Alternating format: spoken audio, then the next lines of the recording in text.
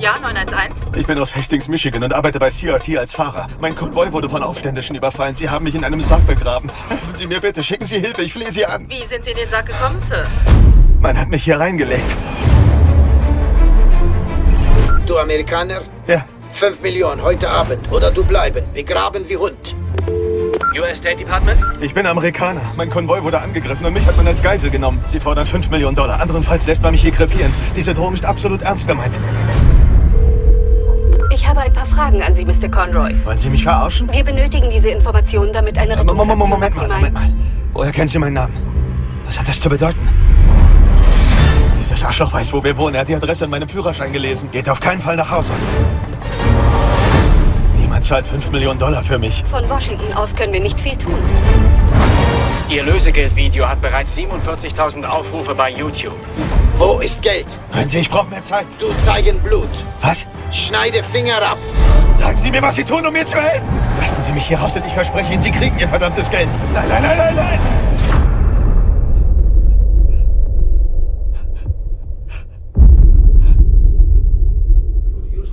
And I did a Q&A with the audience.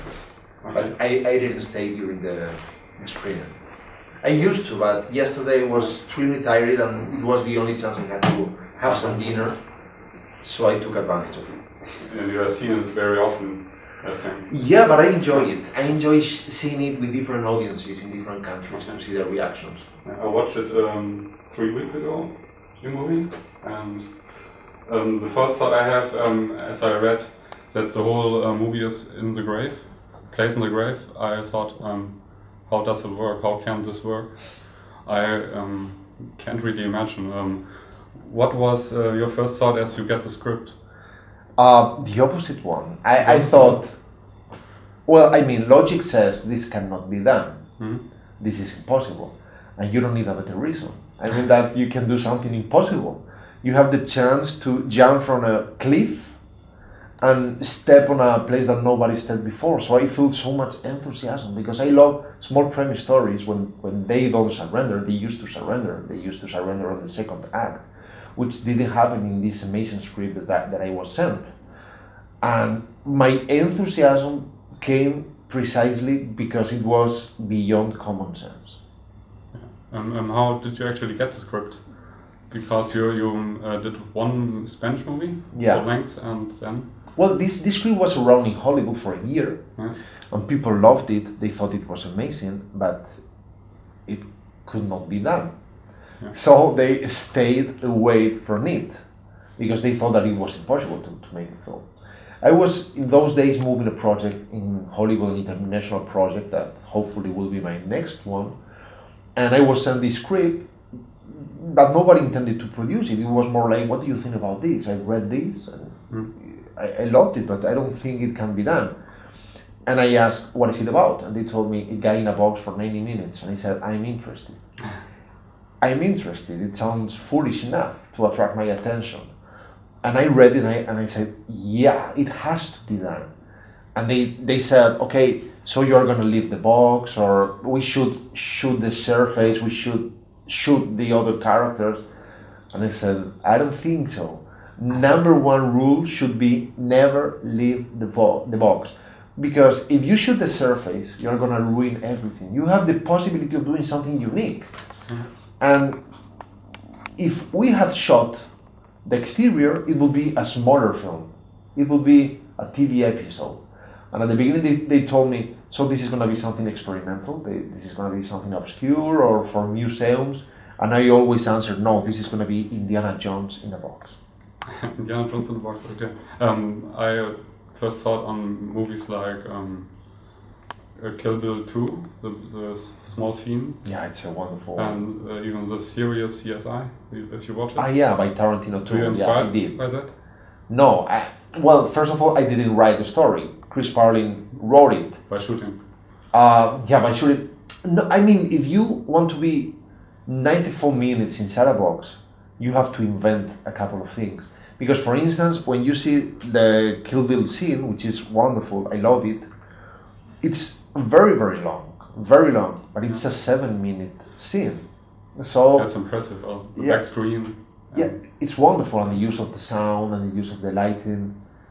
But you cannot do that for 94 minutes. You have to evolve, you have to do a lot of things. Or when you see the, say, CSI's episode that I like, frankly, much less than Kill Bill 2, Yeah, sure. there's not much time inside the box. Most of it is on the surface. The CSI team trying to find him. And it's much more TV. It's not so creative as Kill Bill 2 is in cinematic terms. So you feel pretty alone because you have to, I mean, even when you see the great narrative and technical challenges that Hitchcock achieved on his golden years, like Lifeboat, shot in a boat in the middle of the ocean, or Rope in a single take, you feel pretty alone because there are no references. When you see Lifeboat, which is probably the most minimalistic movie ever done, you have 9 actors. So you can be with 3 characters. If you are bored of them, you can go to the other side of the boat and go on with another character. You have dialogues. You can cut to the reaction shots. You have their point of view. The sky changes because now it's the morning, now it's the afternoon, now the night comes. There are the stars, the clouds, the sea is calm, but then there's a storm. There are a lot of things that visually can happen there. But when you have one single actor and limits 3 inches from his nose and it's not transparent, you feel pretty alone. You have to start from zero somehow. Talk about actors. How did the work with Reynolds, how it ended up that you choose him? I also wonder why he's in the film, because he was out of my reach. Was he your first choice? Or? He was the choice. Okay. Since I saw a film called The Nines by John August, I saw an actor able to develop the most committed and deep emotions with the smallest and most truthful acts. He never acts, he always is. You cannot catch him lying. And he has an alien sense of timing. His timing is perfect. He's like Cary Grant. He knows everything about rhythm. He's like a musician become an actor. That's why he's so good in comedies, because it's about timing, how you deliver something. And it sounds strange, but for this film, we needed that comedy value, because this film is somehow a comedy. Of course, it's not funny at all, but the rhythm is the rhythm of a comedy, and he's facing a Kafkian nightmare.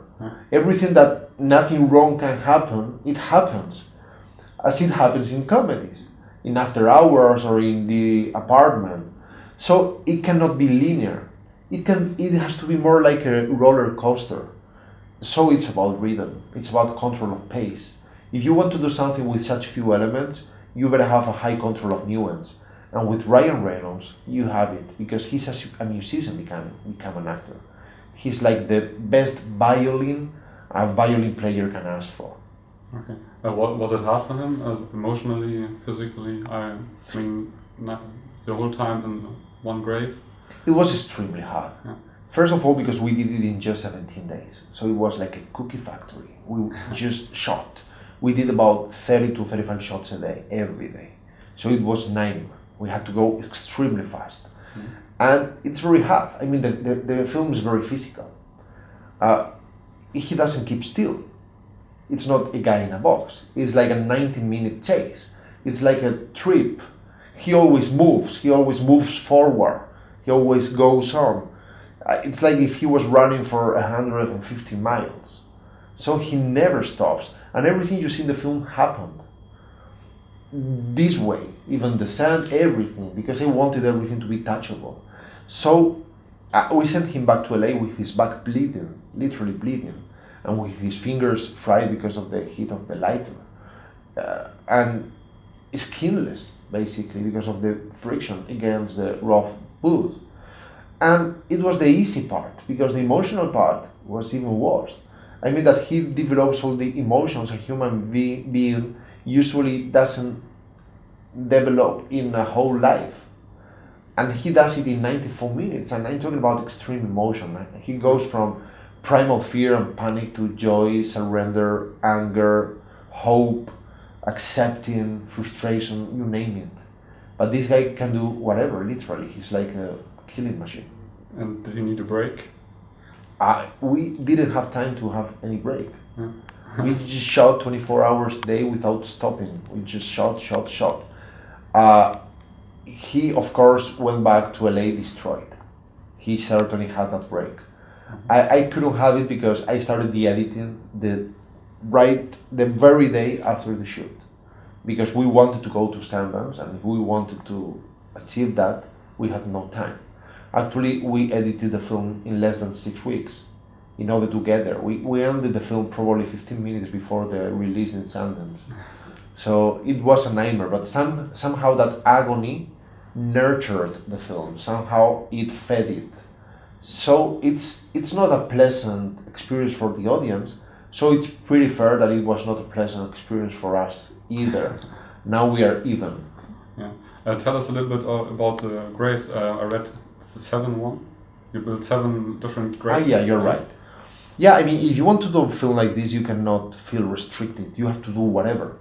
So it's better that you don't use your brain. It's easy for me because I'm brainless, but it's good that you don't use your logic because your logic tells you that it cannot be done, and you don't want to know that too soon.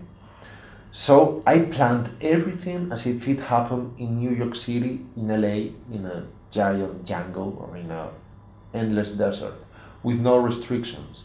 If I thought that the right way to shoot something in order to get the right emotion from the audience was to use a crane, I didn't renounce to it. If I needed a handheld camera, which of course it's impossible inside a box, I didn't renounce to it. If I needed a 360 dolly shot around the actor, I didn't renounce to it, but of course you have to find a way to shoot it. Yeah. So we decided and built 7 different coffins with 7 different technical needs. One of them had collapsible walls we could take out and place in while the camera described even a complete circle around the actor. Another one was very long, so we could do dolly shots inside a box or get some perspective effects. Another one could turn over, another one was especially reinforced so Ryan could push as hard as he could instead of pretending that he has tons of sand over him. He pushed it as hard as he could and he didn't move an inch the walls of the coffin. So everything we needed to make possible the impossible. Okay. How important was the work of Eduard Grau, I believe, your cameraman? Eduard Grau, yeah. He's an amazing DP and he was so brave. I mean that we lived on the edge because many times we just use the lighter, we just use the Zippo or just the props with a system of LED inside the cell phone, or you cannot be afraid of darkness because everything has to be believable and you have to start with the lighting. I mean that in a regular movie when you have darkness, you don't have real darkness. You have this kind of fake darkness and the audience sees things assuming that the character is not able to see them. But here when you have darkness you have pitch black because this is an experience and you have to be inside Paul Conroy's body. So you experience things exactly the way he does it. You're basically buried alive with him for 94 minutes. So if he cannot see, you cannot see. If he only hears, you only hear. You live exactly everything the way he does.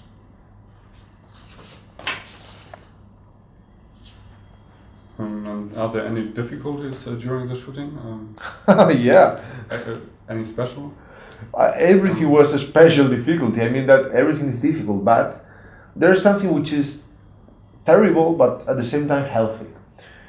Which is that if you do an impossible shot, for instance, probably the most difficult one was a 9-page shot in which we do 2 circles, 2 complete 360 rounds around the actor.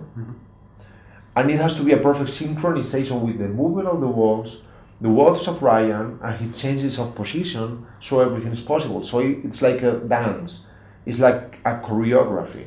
And it's a 7-minute scene in just one shot. So it's very complex. But in a regular film, when you have one of these impossible shots, it takes the whole day.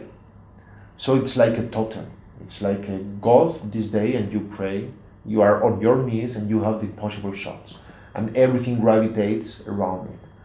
But in this film, when we had an impossible shot, it was one of the 30 shots of the day. So you cannot treat it this way. You simply shoot it. And you have to do everything you have to do, but you are not on your knees because you don't have time. So it's very hard. I would have preferred to have more time because my health would be better now, but at the same time it's healthy somehow because you are only focused on what's relevant. Okay. How were the reactions to the movie? Are there differences between Europe and US? It's strange, but they are exactly the same. The only difference is that in America and the States, people react in a very open way because you can hear everything. They yell, they comment, they say things, or they say, oh no, I can. You can hear everything. And in Europe, they react exactly the same way, but we are not that open. So we keep the noise for ourselves. But when you look at the audience, they react like if they were an army, in perfect synchronicity. At the same time, they gasp at the same time, they yell at the same time, they contract themselves at the same time. And at the end of the film, they leave the theater looking for some fresh air, taking a deep breath at the same time. So it's funny how they are not cultural differences with crowded theaters. I don't know the reason. Maybe because differences are for complex reactions, and here we are playing with very basic elements, with very primal fears. This is very naked. You just have three very basic elements in the film. So probably in our inside we are basically the same, and we are playing with that basic layer. Maybe I don't have an explanation. Maybe you can tell us a little bit about your next movie, Red Lights. It's a US. Yeah, I prefer. No, we will try to do it in an independent way again. Yeah. Using the same model, in the sense that we have the creative control, but doing it for the international market. I prefer not to say too much since it doesn't exist, and we shouldn't talk too much about things that don't exist, but it will explore how our brain is not a tool you can trust to perceive reality, because it basically lies. Okay. Ist noch eine Frage? Nee.